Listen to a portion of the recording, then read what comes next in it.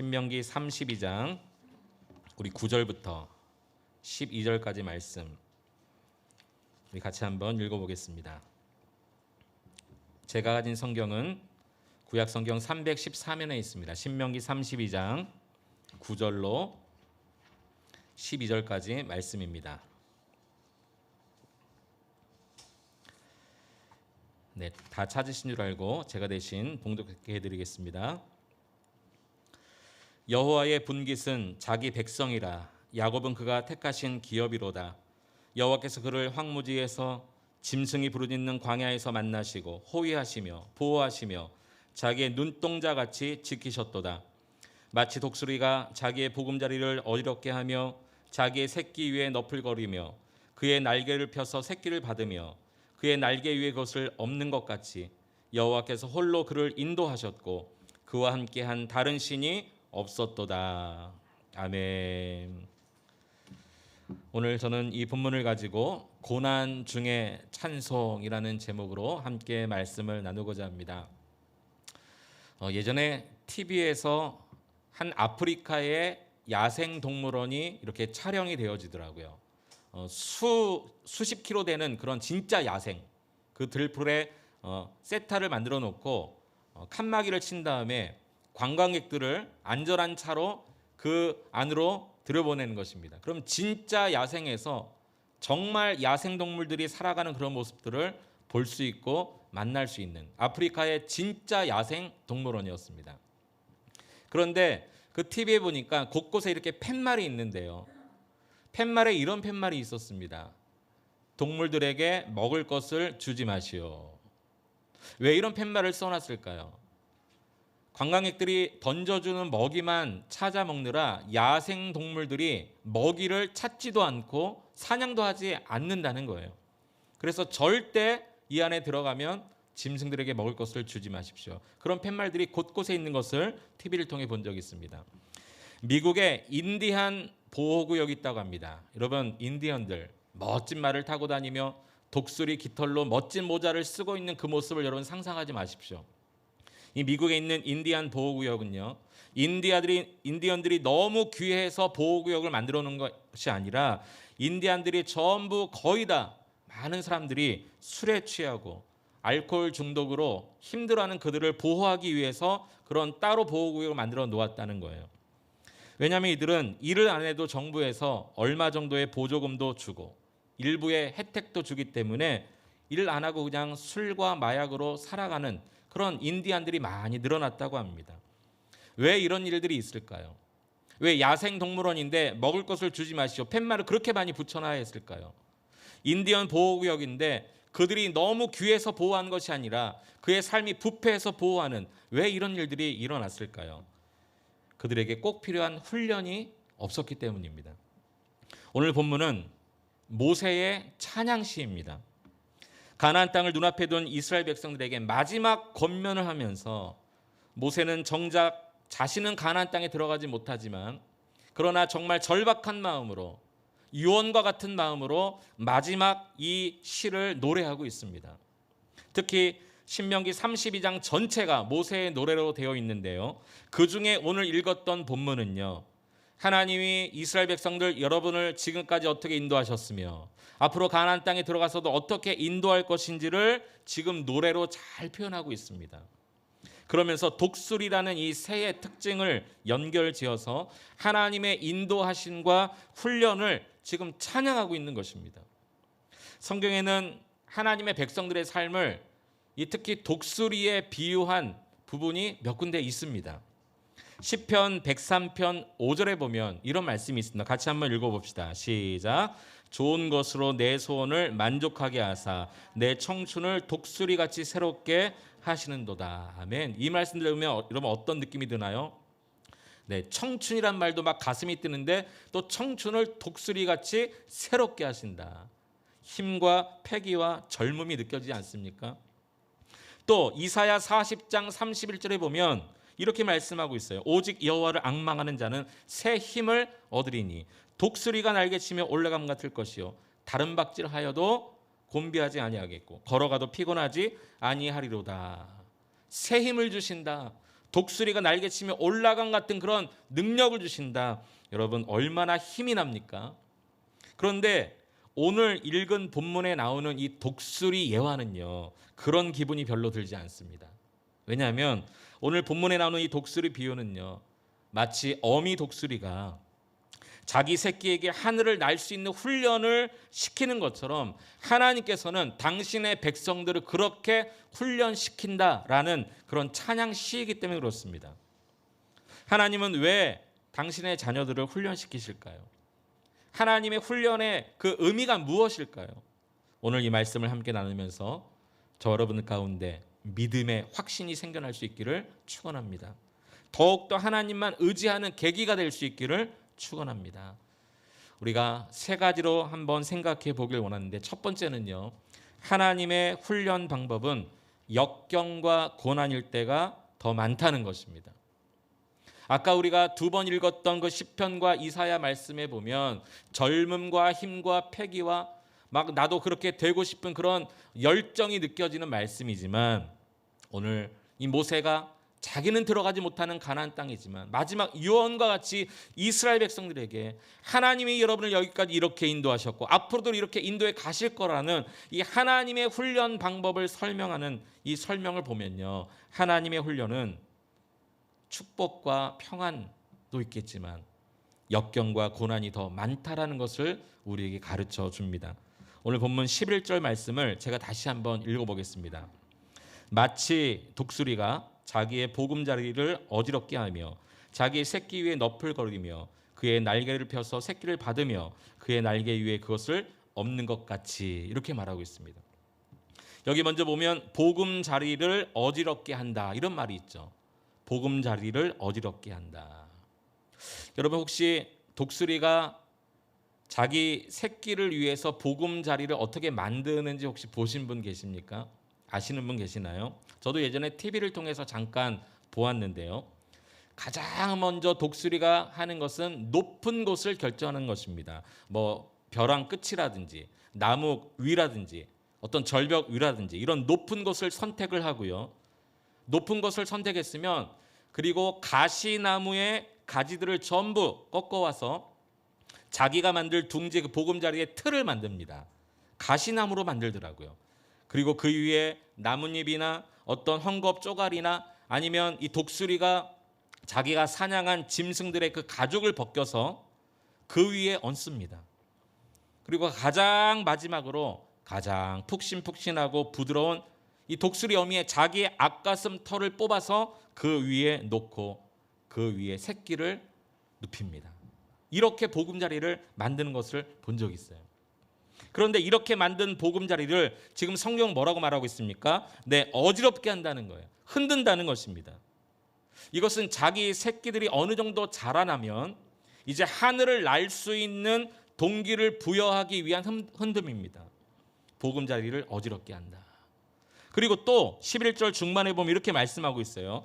자기의 새끼 위에 너풀거리며, 이것은 어미가 먼저 둥지 위에서 날개짓을 자기가 하는 겁니다. 자신의 날개짓을 보면서 새끼들이 따라할 수 있도록. 하지만 여러분, 새끼들은 그저 신육만 낼 뿐이지 날 수 있는 새끼는 없습니다. 그러면 어미 독수리는요, 처음 물어온 그 둥지의 틀을 만드는 가시나무를 빼놓고는 나뭇잎이라든지 헝겊 쪼가리라든지 동물들의 가죽 등 나중에 물어와서 얹은 것을 입으로 하나씩 하나씩 뺍니다. 그리고 계속 둥지를 흔듭니다. 이 새끼들은 마지막 남아있는 이 가시나무에 몸이 찔리다 보니까 너무 아파서 발버둥도 치고요. 그러다 보니까 날개짓을 하는 것을 보았습니다. 그러나 끝까지 날개짓을 하지 않는 새끼가 있다면 이 어미 독수리는요, 자신의 날카로운 발톱으로 그 새끼를 움켜잡고 그대로 땅 아래로 내동댕이를 칩니다. 그러나 곧 어미는 더 빨리 내려가서 그 새끼를 받아내죠. 오늘 11절 마지막 부분에도 그렇게 표현하고 있지 않습니까? 그의 날개를 펴서 새끼를 받으며, 그렇게 말씀하고 있습니다. 그의 날개를 펴서 새끼를 받으며, 이 어미가 떨어지는 새끼보다 더 잽싸게 날아가서 그 떨어지는 새끼를 받아내는 것입니다. 그리고 또 가시나무만 있는 둥지의 새끼를 올려놓고 또다시 흔듭니다. 이 독수리 새끼들이 처음에는 날 수 없습니다. 그러나 이 어미가 계속해서 이러한 과정을 반복하다 보면 이것이 몇 번이 되고 수십 번이 되다 보면 나중에는 결국 새끼들이 떨어지다가 어느 순간 자신의 힘으로 자신의 날개를 쫙 펴서 하늘을 비행하게 된다는 거예요. 이것이 독수리 어미가 자기 새끼를 하늘을 날게 하는 훈련 방법입니다. 오늘 모세는 그 예를 들면서 하나님께서 자기 백성들을 이렇게 훈련시키신다고 노래하고 있습니다. 하나님의 훈련은 고난과 역경일 때가 많습니다. 어떤 때는 도저히 이해할 수 없는 사건을 통해서 훈련시키시고, 어떤 때는 전혀 예상 밖의 사람들을 통해서 훈련시키시고, 어떤 때는 너무 무자비하게 느껴질 만큼 혹독한 훈련도 있습니다. 지금 여러분은 어떠신가요? 하나님께로부터 여러분 어떤 훈련을 받고 계십니까? 벼랑 위에 있습니까? 아니면 벼랑 위에서 떨어지고 계십니까? 아니면 벼랑 아래로 떨어지다가 겨우 목숨을 구한 것 같은데 다시 하나님이 여러분을 벼랑 위에 올려놓으셨나요? 여러분, 하지만 분명히 기억하십시오. 하나님은 우리를 벼랑 끝에서 떨어뜨리는 방법으로 훈련하시는 분이십니다. 예레미야 49장 16절에 보면 이런 말씀이 있습니다. 우리 같이 한번 함께 읽어보겠습니다. 시작. 내가 독수리같이 보금자리를 높은 데에 지었을지라도 내가 그리로부터 너를 끌어내리라. 이는 여호와의 말씀이니라. 하나님은 이런 분이시다라고 직접 말씀하셨어요. 이것이 하나님이 당신의 자녀를 인도해가고 훈련하시는 방법입니다. 우리가 아무리 가장 높고 안전한 그 보금자리에 우리의 모든 것을 지어놓았다 할지라도 하나님은 끌어내신다는 거예요. 이것은 마치 독수리가 자기 새끼가 날개짓을 하면서 하늘을 비행하는, 이 하늘의 제왕이 되게 하는데 훈련시키는 것처럼 하나님만 바라보게 하시는 하나님의 훈련 방법이라는 것입니다. 하나님의 훈련은 고난과 역경일 때가 더 많습니다. 우리가 두 번째, 그러나 절대 놓치면 안 되는 것이 또 하나 있습니다. 하나님의 훈련은 고난과 역경일 때가 많지만 그러나 하나님의 훈련은 결국 사랑입니다. 하나님은 당신의 자녀들을 힘든 역경을 통해서 훈련시키시지만 결국 그것은 사랑입니다. 오늘 본문의 11절에 보면 너풀거리며, 이 단어의 히브리어 단어를 통해서 우리가 그것을 알 수가 있는데요. 이 너풀거리다, 히브리어 단어가 예라헤프라는 단어를 쓰고 있습니다. 이 단어는 구약 성경에 딱 3번 나오는 단어인데요. 여기 한번 나오고요. 또 가장 먼저 나온 것이 창세기 1장 2절에 나옵니다. 우리 창세기 1장 2절 말씀 같이 한번 우리 읽어보겠습니다. 창세기 1장 2절 말씀. 화면이 안 되나요? 네, 제가 한번 읽어볼게요. 땅이 혼돈하고 공허하며 흑암이 깊음 위에 있고 하나님의 영은 수면 위에 운행하시니라. 네, 창세기 1장 2절 말씀인데요. 땅이 혼돈하고 공허하며 흑암이 깊음 위에 있고 하나님의 영은 수면 위에 운행하신다. 여기 무엇의 위에 운행하신다라는 의미가 예라헤프, 오늘 본문에 너풀거리며, 이 말과 같은 단어입니다. 독수리가 보금자리 위에서 자기 새끼 위에서 너풀거리는 그 장면이 마치 하나님께서 이 세상을 창조하시기 전에 하나님의 영이 아무것도 없는 곳에 하나님의 영이 충만하게 덮여있는 그 상태, 그것이 바로 독수리가 새끼 위에 너풀거리는 그것과 똑같다는 것이에요. 하나님께서도 당신의 백성들을 이렇게 품으신다는 겁니다. 아무것도 없지만, 이 독수리 새끼가 날지도 못하는 그 상황이지만 어미가 계속해서 자기 날개를 새끼들이 보는 앞에서 너풀거리듯이 하나님께서도 당신의 백성들을 그렇게 품어 가신다는 거죠. 하나님은 오늘도 우리를 불꽃 같은 눈동자로 보살피십니다. 어떤 어려움에도 우리를 보호하시고 끝까지 구원하시는 분이십니다. 그래서 독수리가 자기 새끼를 결국 하늘의 제왕으로 만드는 것처럼 하나님도 우리가 영적으로 성숙할 때까지 계속 우리를 훈련시키시는데 그분의 영으로 우리를 덮어 주십니다. 여러분, 이 사실을 믿으시기를 바랍니다. 혹시 지금 하나님의 훈련 과정을 겪고 있는 분이 계시다면 하나님은 여러분을 더 성숙한 자로, 더 강한 하나님의 군사로 만드시기 위한 훈련, 이것이 하나님의 사랑이다라는 것을 확신하시기 바랍니다. 저에게는 두 딸이 있는데요. 큰 딸은 오른손잡이이고 둘째 딸은 왼손잡이입니다. 저희 두 딸이 어릴 때 글씨 쓰는 훈련을 시키는데 첫째 딸은 그래도 오른손잡이이기 때문에 곧잘 했는데 둘째 딸은 왼손잡이이기 때문에 언니를 보면 오른손으로 잡아야 되겠고 본인은 왼손잡이고 이게 잘 안 되는 거예요. 그리고 글씨 쓰는 걸 너무너무 힘들어 하더라고요. 그때 저와 제 아내가 이 왼손잡이인 둘째 딸에 대해서 더 많이 인내하고 더 많이 신경 쓰면서 글씨 쓰는 훈련을 시켰던 적이 있습니다. 때로는 하기 싫어할 때는 매를 들어서라도 강하게 훈련시켰어요. 왜요? 이게 부모이기 때문에 그렇습니다.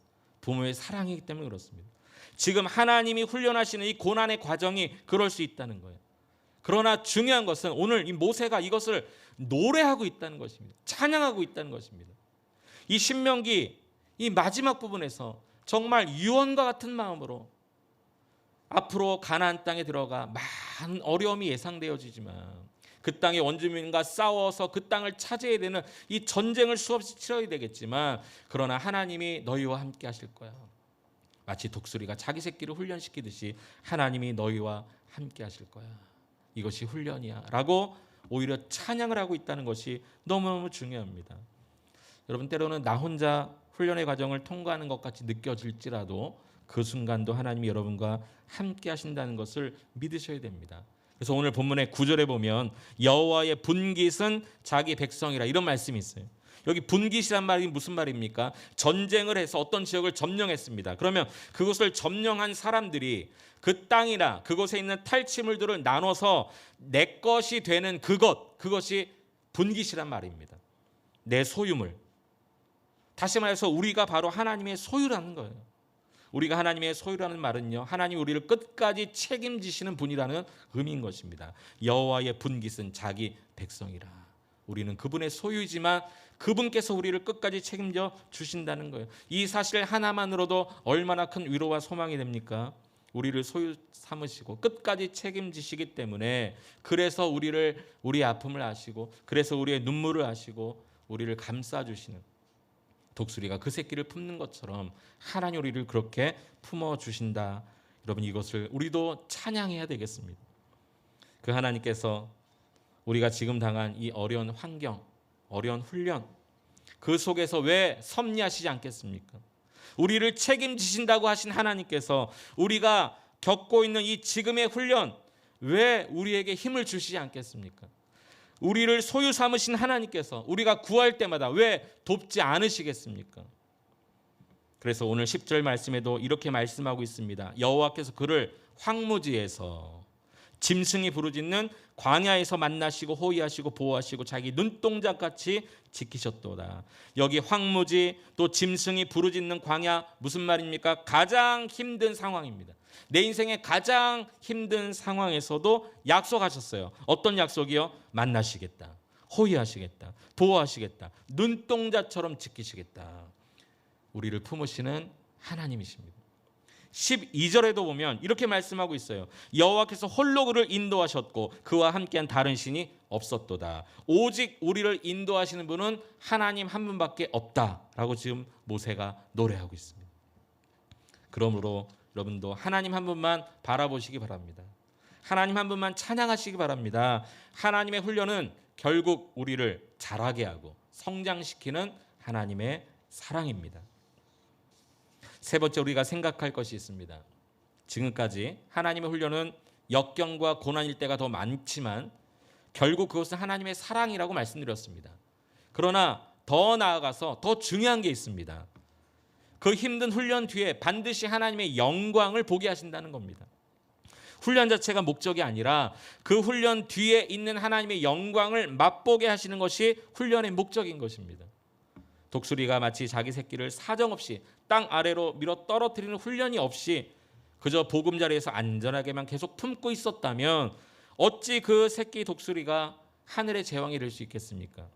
하지만 땅 아래로 떨어뜨리는 힘든 훈련을 통해서 결국 그 새끼 독수리가 하늘의 제왕이 될 수 있는 것처럼 하나님의 훈련도 마찬가지라는 겁니다. 그 훈련을 통해 주어지는 영광이 있습니다. 훈련을 통해 주어지는 하나님의 영광이 있습니다.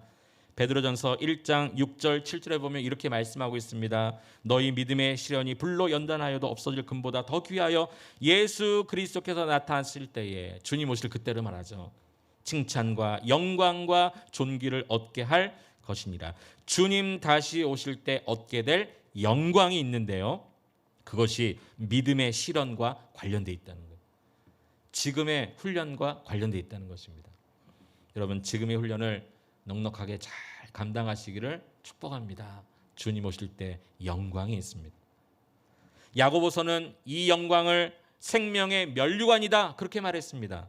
우리 야고보서 1장 12절 말씀 같이 한번 읽어보겠습니다. 시작. 시험을 참는 자는 복이 있나니 이런 시련을 견뎌낸 자가 주께서 자기를 사랑하는 자들에게 약속하신 생명의 면류관을 얻을 것이기 때문이라. 아멘. 시험을 참는 자, 훈련을 참는 자에게 주시는 약속, 생명의 면류관입니다. 노 크로스, 노 크라운입니다. 십자가 없이는 영광도 없습니다. 십자가 없이는 면류관 없습니다. 우리 예수님도 십자가 고난 뒤에 부활의 영광이 있지 않았습니까? 로마서 8장 17절 18절에는 이렇게 말씀하고 있어요. 자녀이면 곧 후사. 이 후사라는 말은요, 상속자라는 의미입니다. 자녀이면 곧 후사, 곧 하나님의 후사요 그리스도와 함께한 후사니 우리가 그와 함께 영광을 받기 위하여 고난도 함께 받아야 될 것이니라. 생각건대 현재의 고난은 장차 우리에게 나타날 영광과 좋게 비교할 수 없도다. 여기 가만히 보면 자녀는 곧 하나님의 후사인데 그리스도와 함께한 후사라는 말이에요. 이 그리스도와 함께한 후사라는 것은요, 그리스도의 고난에도 동참하고 그리스도가 받을 영광도 함께 누리는 상속자라는 의미인 것입니다. 예수님 2000년 전에 십자가 지실 때 우리도 함께 죽었습니다. 예수님 부활할 때 우리도 함께 그 부활의 첫 열매를 보면서 우리도 주님 오실 그때에 부활할 것을 소망하며 살고 있습니다. 그러나 그것뿐만이 아니라 주님 오시는 그날 저 영원한 천국에서 우리 주님이 받으실 그 영광을 우리도 함께 상속받았다는 것입니다. 그리스도와 함께 한 후사다 그렇게 말씀하고 있습니다. 그러므로 현재의 고난에 여러분 낙심하지 마십시오. 현재의 훈련에 좌절하지 마십시오. 현재의 고난과 역경은 우리 예수님 2000년 전 십자가에서 다 그 고난을 담당하셨고 장차 그리스도와 함께 받을 영광도 전혀 그 고난과는 비교할 수 없는 것이라고 말씀하고 있습니다. 이 사실을 믿으십시오. 이 사실을 믿고 하나님을 더 의지함으로 역경의 훈련을 잘 통과할 수 있게 되기를 축원합니다. 하나님의 훈련은 결국 영광을 얻게 하는 것입니다. 말씀을 마무리하려고 합니다. 오늘 본문 말씀의 가장 중요한 것은 모세가 이것을 찬양했다는 것입니다. 모세는 이제 곧 가나안 땅에 들어갈 이스라엘 백성들에게 하나님이 너희를 지금까지 이렇게 인도하셨고 앞으로도 이렇게 인도해 가실 것이다 라는 이 하나님의 인도와 훈련의 방법을 독수리가 자기 새끼를 훈련시키는 방법을 예로 들어서 찬양하고 있습니다. 여러분 고난과 역경 중에 찬송은요 우리에게 큰 위로와 소망이 되지 않습니까? 어려운 상황을 이겨내게 하는 위력이 찬송 중에 있는 것 같아요. 며칠 전에 참 마음이 개인적으로 힘들었던 적이 있습니다. 그러나 홀로 하나님을 찬양할 때 이상하게 눈 녹듯이 마음에 그 힘든 게 스물스물 사라지는 것을 경험했어요. 여러분 고난과 역경 중에 오늘 모세는 찬송하고 있어요. 하나님의 훈련은 힘들다. 이것을 노래하고 있어요. 여러분 대단한 믿음 아닙니까? 여러분 언제 찬양하시나요? 기쁜 일이 있을 때, 즐거운 일이 있을 때, 정말 내 마음이 즐거움으로 가득 찰 때는 당연하게 노래와 찬양이 터져 나오지만 고난과 역경, 하나님의 힘든 훈련의 과정 가운데 찬양할 수 있나요? 모세가 참 대단한 믿음의 사람이었던 것 같아요. 여러분 이번 한 주간 고난과 역경 속에서도 찬송하시기 바랍니다. 하나님은 이 모든 과정을 통해 나를 더 단단한, 더 성숙한 신앙인으로, 더 강한 하나님의 군사로 나를 만들려고 하시는구나. 하나님의 모든 인도하심을 믿고 찬양하시기 바랍니다. 중국의 왕명도 목사님이라는 분이 계십니다. 중국어로 왕밍따오라는 목사님이 계시는데 중국이 공산화되면서, 옛날 이야기죠, 공산화되면서 교회와 성도를 핍박했던 그때 목회하셨던 목사님이십니다. 본인이 목사이기 때문에 예배도 인도해야 되고 설교도 해야 되고 또 복음도 전하는데, 그러다 중국 공안에 잡혀서 감옥에 갇혔습니다. 심한 고문을 받다가 이 고문이 너무 심해서 그만 예수를 모른다고 부인하고 풀려났어요. 목사님이신데 이 일이 계속 마음에 큰 짐으로 남아있는 거예요. 몸은 편해도 마음이 편하지 못하는 게 무슨 말인지를 알면서 하루 이틀을 살아가는데, 하나님 앞에 안 되겠다 마음 먹고 전심을 다해 가슴을 찢는 회개를 합니다. 하나님, 나는 예수를 3번 부인한 베드로와 같은 목사입니다. 하나님 용서해 주십시오. 그리고 큰 널판지에다가 나는 진짜 예수를 믿습니다 글씨를 쓰고 그것을 목에 걸고 시내 한복판으로 나갔어요. 당연히 공안에게 또 잡혔죠. 그리고 또 감옥에 들어갔습니다. 그때 나이가 55세였는데 77세까지 20년 정도를 그가 감옥에서 지냈어요. 예전에 받았던 고문보다 더 심한 고문을 받았지만 끝까지 잘 견뎠습니다. 투옥된 지 20여 년 만에 풀려났을 때 많은 사람들이 물었습니다. 아니, 당신은 어떻게 그렇게 2번씩이나 이 감옥과 같은 지옥에서 20년을 견딜 수 있었습니까? 그때 이 왕명도 목사님은요, 내 입에서 나의 갈 길을 다 가도록 예수 인도하시니 이 찬양이 끊임없이 흘러나왔습니다. 고문을 당해 몸이 지치고 힘들 때 나의 갈 길을 다 가도록 이 찬양을 부르면서 나는 20년을 버텼습니다. 이런 얘기를 했다는 거예요. 여러분, 찬송은 어려운 상황을 이기게 하는 능력이 됩니다. 하나님을 힘든 중에서도 찬송하십시오. 고난 중에서도 찬송하십시오. 역경 중에서도 찬송하십시오. 아, 이게 하나님의 어려운 그 환난의 훈련이구나 느껴질 때 찬양하시기 바랍니다. 오늘 모세도 동일한 심정으로 이 시를 썼을 것입니다. 우리도 그와 같은 마음으로 오늘 말씀을 읽고 묵상하고 적용하며 사는 한 주간 되었으면 좋겠습니다. 독수리가 자기 새끼들이 있는 보금자리를 어지럽게 하고 그 위에서 너풀거리듯이 하나님의 훈련은 역경과 고난일 때가 많구나, 이것을 믿음으로 여러분 노래하십시오. 그리고 독수리가 날개를 쫙 펴서 자기 새끼를 받아내듯이 하나님의 훈련은 결국 사랑이구나 노래하시기 바랍니다. 그리고 하나님의 훈련은 결국 그리스도와 함께 주어지는 영광이 있구나 믿음으로 찬양하시기 바랍니다. 고난과 역경 중에도 하나님을 찬송하며 사는 한 주간 될 수 있기를 축원합니다. 오늘 말씀을 생각